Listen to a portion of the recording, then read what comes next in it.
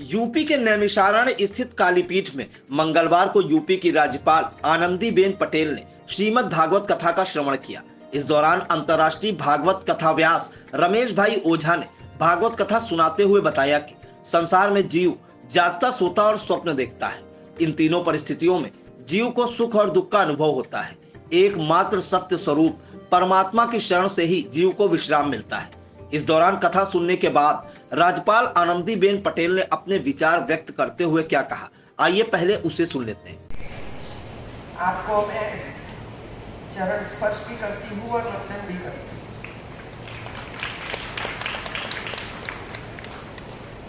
आज मुझे बहुत ही खुशी हो रही है। काफी इतनी बातें सुनी आपके कार्य से जो कभी सुना नहीं था, ताकि ऐसे अवसर प्राप्त भी नहीं होते हैं। कोई कथा का आयोजन होता है और इसमें कभी जाते हैं तो दर्शन करके 10 मिनट बैठकर हम चले जाते हैं या फिर दूसरे काम होते हैं। लेकिन जब पता चला कि मुझे भाई से इधर आ रहे हैं, नैमिषारण्य वैसा एक पवित्र स्थान है, तो मैंने सोचा कि कम से कम 2 घंटा हम भाई को सुनाएं। ये जीवन का आनंद होता है। सब कुछ बातें बाद में छोड़कर ईश्वर का ध्यान करना और इतने समय तक भी अपने शरीर में, मन में कुछ ऐसी बातें न आ जाए, इसका ध्यान रखना। ये भी एक कल्याण का मार्ग है। भाई जी ने अपने प्रवचन में एक बात कही। वैसे तो मैं गुजरात में शिक्षा क्षेत्र के साथ 30 साल से जुड़ी हूँ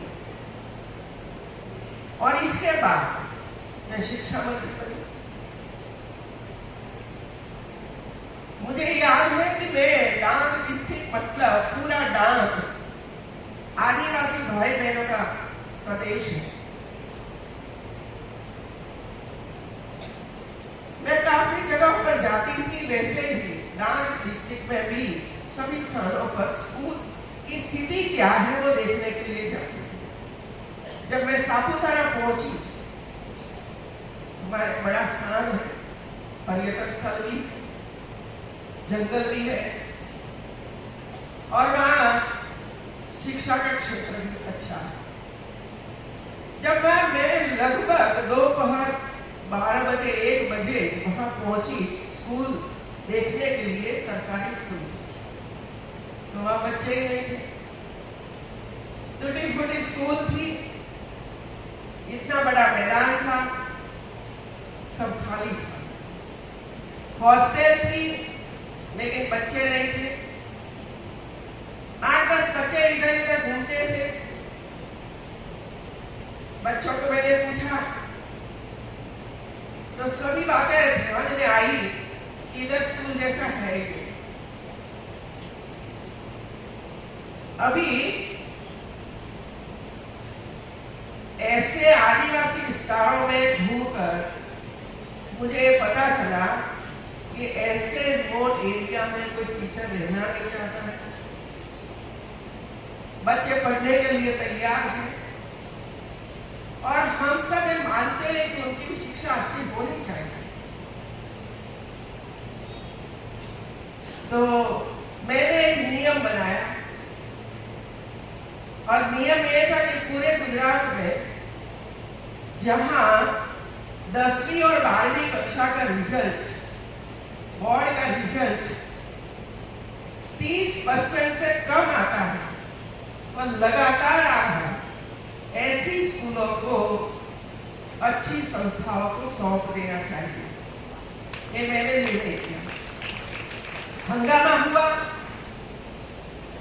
सरकारी स्कूलें बेच दी, ऐसा होता रहता है। लेकिन मेरी मंशा अलग थी। जब तक ये स्कूल ऐसे किया जाता तब तक उसको सुधार नहीं होता। और मैंने काम शुरू किया और सबसे पहले मैंने मुझे भाई जी को फोन किया, मिली में क्या आपको ये स्कूल लेना है? सापुतारा की ये स्कूल मैं भाई जी को सौंप दी गई और आपको बताया मैं भी गई हूँ वहां देखने के लिए एक कार्यक्रम में। पहले कैसी स्कूल थी जहाँ बच्चे आना नहीं चाहते थे, कोई सुविधा नहीं थी, हॉस्टल जैसा लगता ही नहीं था, शिक्षा तो था ही नहीं, संस्कार की बात कहाँ से करें। लेकिन जब ये पूरा हो गया और वहां में जब ये कार्यक्रम में मुझे बुलाया गया तब मैं स्कूल देखकर मुझे इतनी खुशी हुई, इतना आनंद हुआ कि मैंने जो निर्णय किया था वो सही निर्णय हुआ। और आज 500 से भी ज्यादा बच्चे होंगे स्कूल में, 600 जहाँ 60 बच्चे भी नहीं थे वहां आज आदिवासी के 600 बच्चे अपना जीवन कर रहे हैं।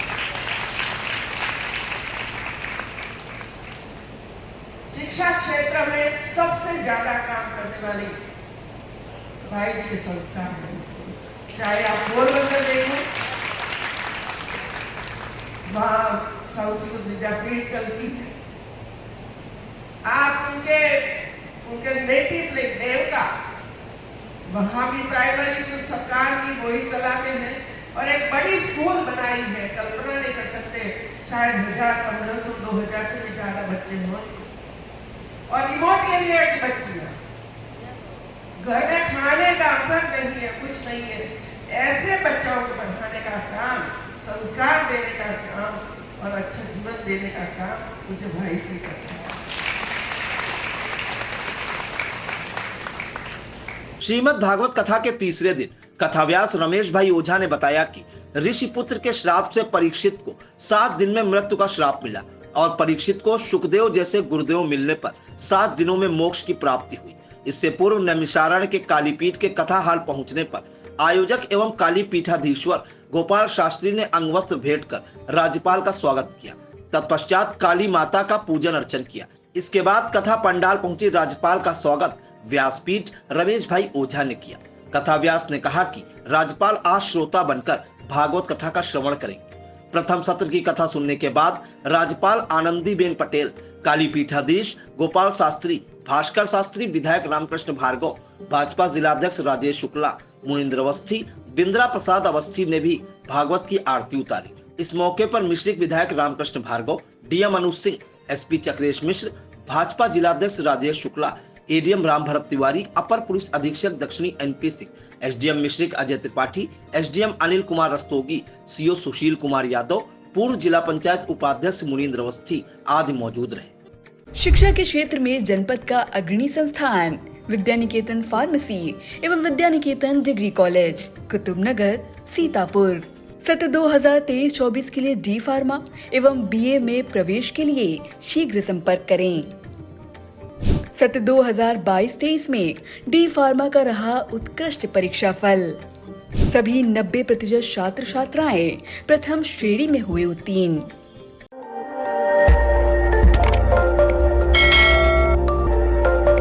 खबर आपकी, नजर हमारी। देखते रहिए आई इंडिया।